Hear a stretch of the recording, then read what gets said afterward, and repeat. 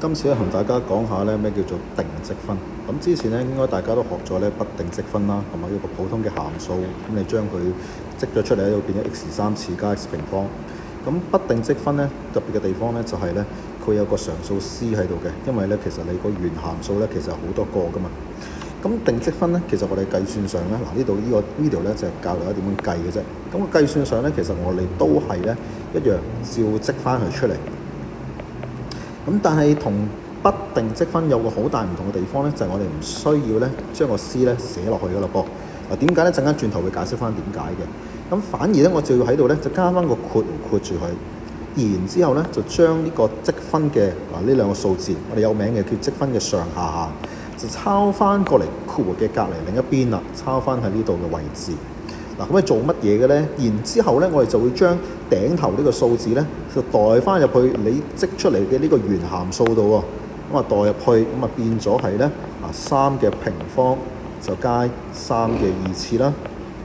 然之後咧就去減翻，減翻乜嘢咧？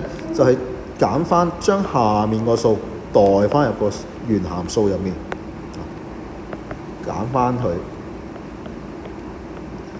咁呢個咧就係我哋定積分計出嚟嘅一個數值，一個結果嚟嘅，同不定積分好唔同。計出嚟咧，其實你會計到咧係一個數字嚟㗎啦。咁啊27加9就減呢個0，咁即係咧就36嚟嘅。不定積分就會計到一紮嘅函數，但係定積分咧係會計到一個數值出嚟嘅。嗱，我頭先都講到咧，我哋做定積分嘅時候咧，就唔使特登加翻個 c 上去㗎。點解唔使加咧？加咗有咩問題咧？咁其實加咗又唔係話唔得嘅。如果你加咗個 c 喺度嘅時候，咁當然如果你將個3代翻入去嘅時間咧，咁你呢度下面都會多咗個 c 喺度嘅。咁當然啦，你代3係咁樣，你代下限到1落去嘅時候咧，都一樣會有個 c 喺度。